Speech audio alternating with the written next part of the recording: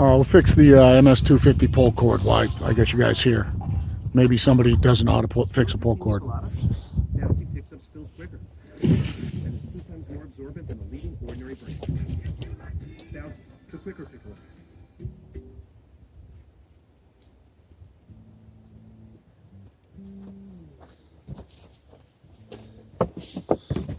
Yeah, it'll be better over here. Put you up on. Look at the water coming out of that stump, man. Spring is here, baby. Let's put it right here.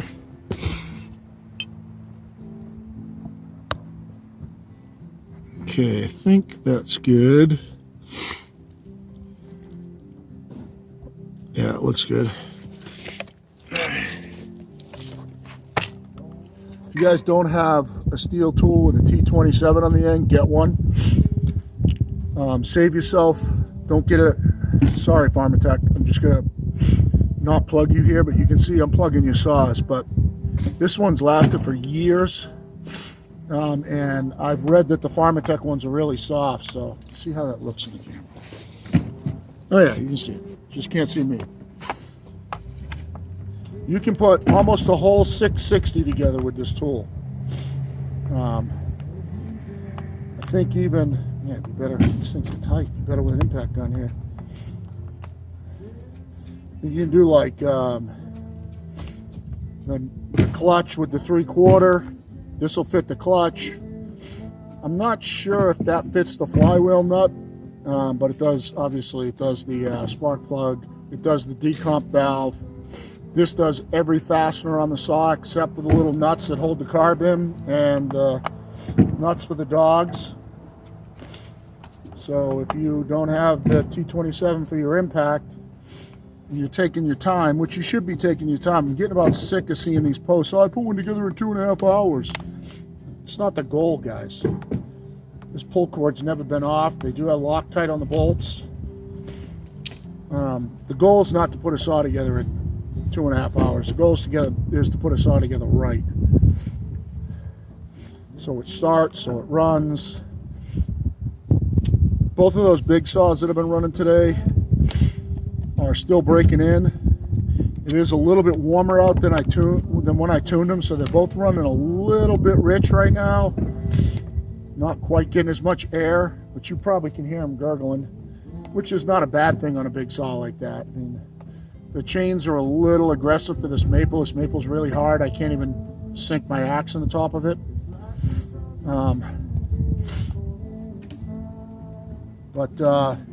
One thing that if you buy these saws and you don't know what you're doing, you're gonna have to watch some videos on tuning, because you are gonna have to tune the saws constantly.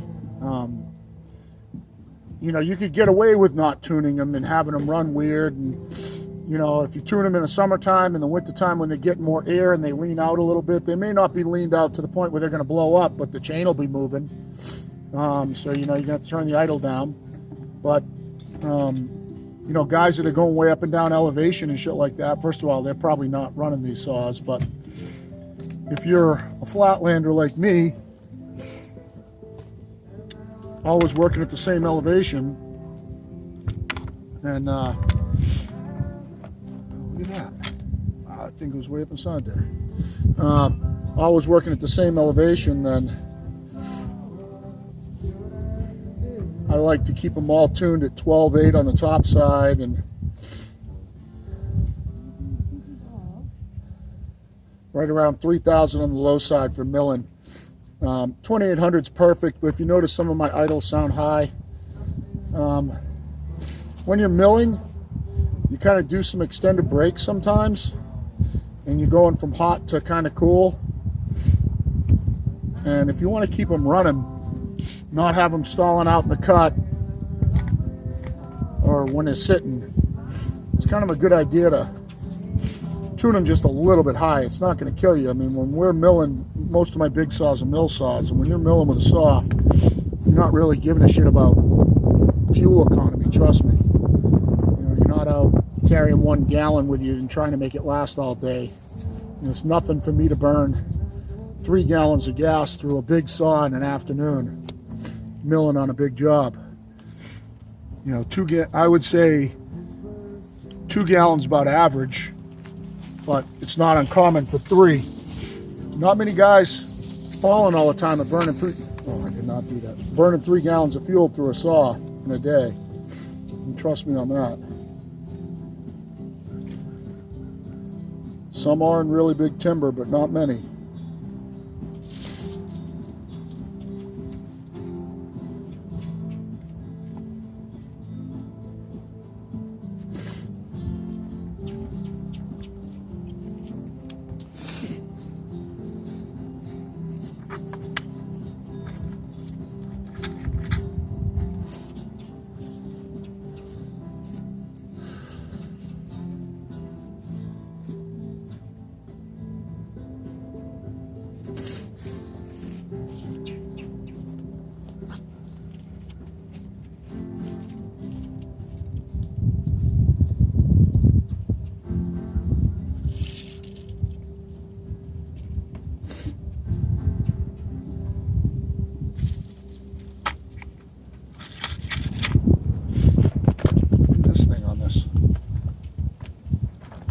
Never had this pull cord off since it was brand new, so.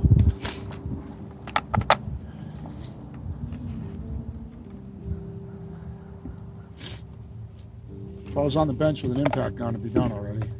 If you're gonna do it out in the field, you gotta do it out in the field.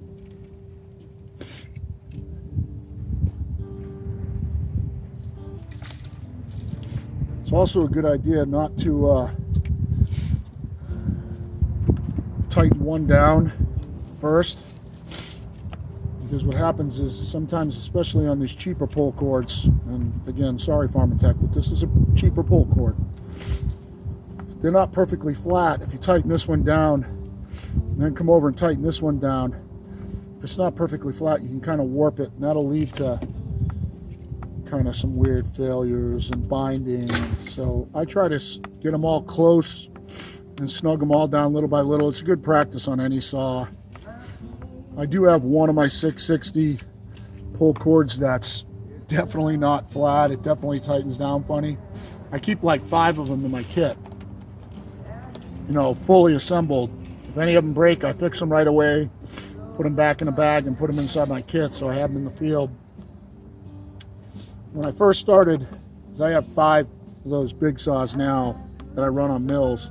When I first started, I break the pull cords all the time. Not the cord itself, but the recoil drum inside would shatter. It just seemed like it happened a lot in the wintertime, but they would come apart and shatter. And that's weird. And so I'd be replacing them constantly. Now it seems like the last couple of years, that's kind of stopped happening. I have replaced a few of them with the steel internals, and I can't say that I've blown a steel one up yet, but I'm kind of in the back of my head, I kind of think I might have. Of course, you know, I'm building them with a 56 millimeter, and they only have about 23,000 squish, and they're all ported cable rings, and they got wicked high compression. I mean, you saw me try to start, if you watched the videos today, you saw me try to start that new saw. That thing's ruthless. That's why I'm trying to get some runtime on it. You know, the compression in theory should come up, but it's ruthless starting. You know, I'm not a weak guy. I can drop start almost all my saws, but the 56 millimeter on these things with the low squish number, they are bears on pull cords and bears on fingers, especially in the cold. They'll friggin' pre-fire, especially if you run advance in them. Now, last one I didn't run any advance, but I've messed around with up to 10 degrees. When you start getting a lot of timing advance in them, you get that pre-ignition, and that'll really rip the pull cord out of your hands. I trust you, Bill. Tommy, I trust everything about you. Listen to what the man says. Tommy, trust me. All right, let's see if she fires up now. I don't want to give this saw a bad shake because it's really been a good saw.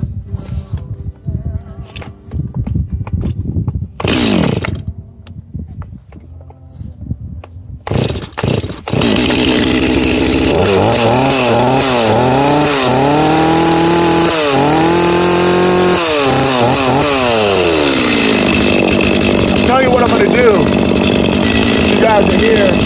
I'm going to take a cookie off that maple over there and show you what this saw will do. Just to give it a run and get it on camera. Make sure you guys are in.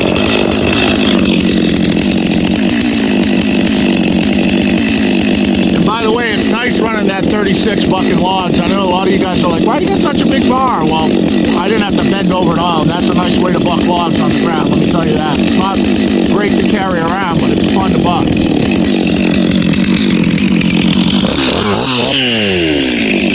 Oh, there you go.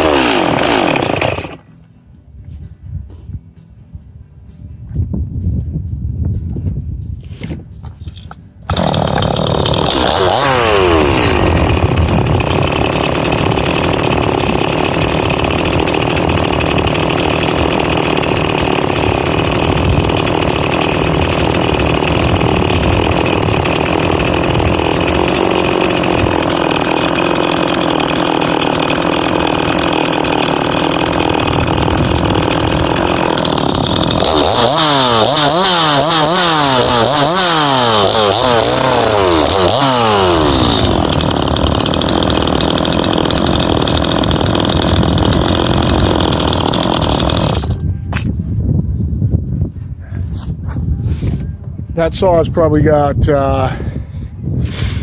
20 cord of wood on it this year when I try to kill it in the summertime. I was bucking firewood for Paul Moskovsky in my spare time. That's probably got 20 cords on it.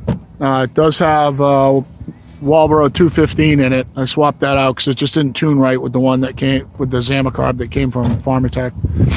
And it's got a steel clutch in it too. I broke a clutch spring right away, and instead of, they wanted to send me out a new spring. Well, I wasn't going to wait for a spring, so I just put a steel clutch in it. So, yeah, that's it. You can see, you know, it's pretty good size. It's 18-inch bar, just about 18 inches across on that maple. You know, that's way above a little saw like this is pay grade. So, glad I was able to get it running and cut that for you. And here, so get this in there. So this is how hard this stuff is.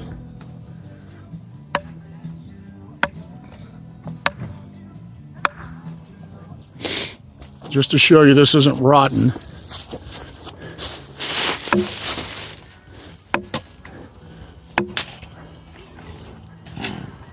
This is no joke wood.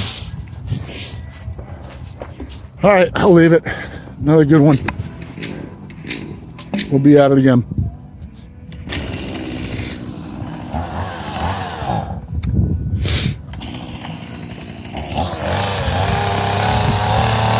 That 180C was my wife's saw, and I actually got that 250 for my wife too.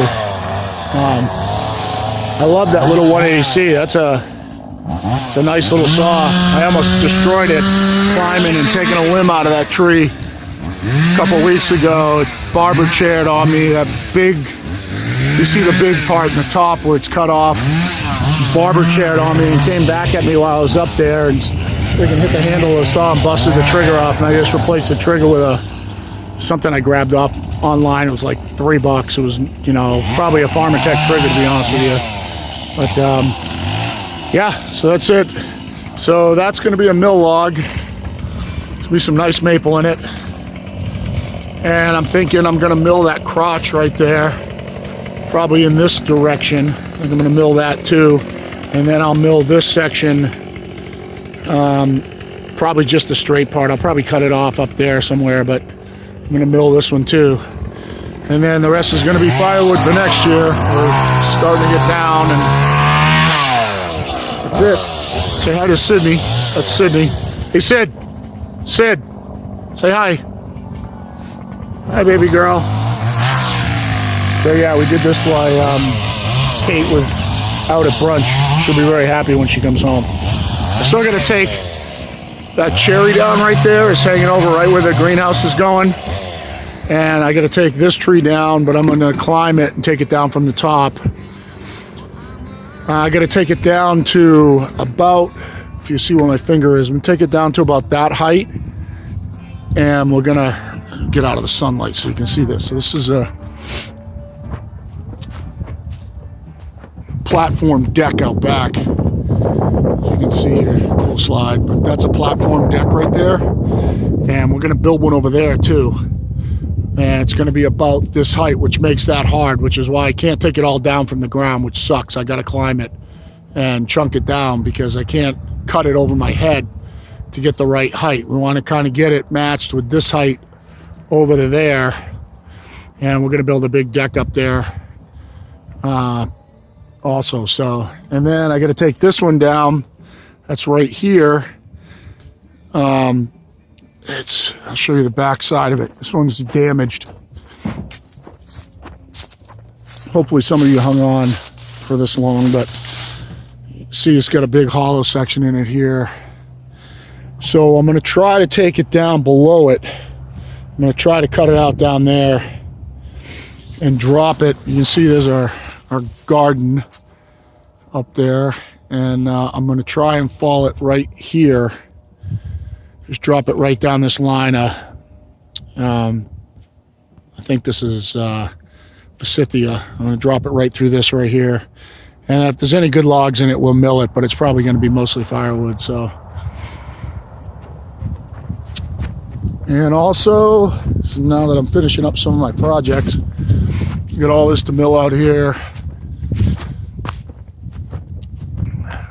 These are all mill logs. And I'm going to build a kiln, so I'm going to mill. I've already got a bunch of the beams and everything done, 16-foot 4x6s, and I'm going to cut some 5/4 stuff for siding and flooring, and build a kiln probably out of what's here. Put that out by the greenhouse, so kind of have one greenhouse is prefabbed. We just took it apart the other day. Been sitting out in the woods for 5 years, and that is going to go over there, and then I'll probably put the solar kiln right there because that's the best south facing exposure like this. You can kind of tell from my shadow it would be actually probably better right there. So maybe I'll put it right there because that's probably perfectly facing south just based on my shadow. So yeah, so probably put the solar kiln right there. There's some old, you saw where I felled the tree, there's some old rotted logs in there. I'll take those out and move all my lumber, and then we're going to put a 12x16 shed right here, and we'll do it all out of what we mill. So stay tuned. There'll be some milling videos coming up, so this doesn't sit in the backyard forever. And thanks for watching. Be safe. I want to say keep your dick in a vice like AVE, but I don't want to steal his shit. By the way, if you don't watch AVE on YouTube, he's a great watch. engineer out of Canada. He's terrific, especially for some of you guys that are starting to get into fixing shit and some of the mechanical stuff. This guy is really, really good. So that's it. Say bye, Tommy. Nice. Good form. Say bye, Sid.